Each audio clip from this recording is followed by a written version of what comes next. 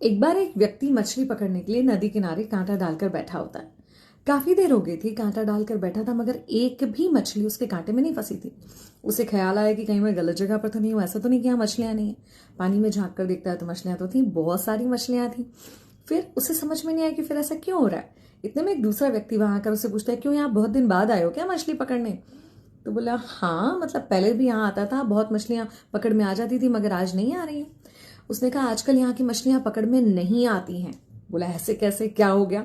तो बोले, यहाँ पर एक महात्मा जी का प्रवचन हुआ था नदी किनारे, और वो प्रवचन दे रहे थे मौन के महत्व पर, जिसमें उन्होंने ये कहा था कि अगर मुंह नहीं खोलोगे तो फंसोगे नहीं। महात्मा जी ये बता रहे थे कि जब भी ऐसा लगे कि सिचुएशन आपके विपरीत है तो चुप रहना चाहिए।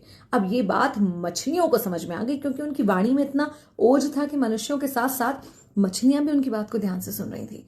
इसलिए जब भी अब मछलियों को लगता है कि आसपास परिस्थितियां विपरीत हैं, मनुष्य हैं, कांटा डाल सकते हैं, हमें पकड़ सकते हैं, तो वो मुंह ही नहीं खोलती।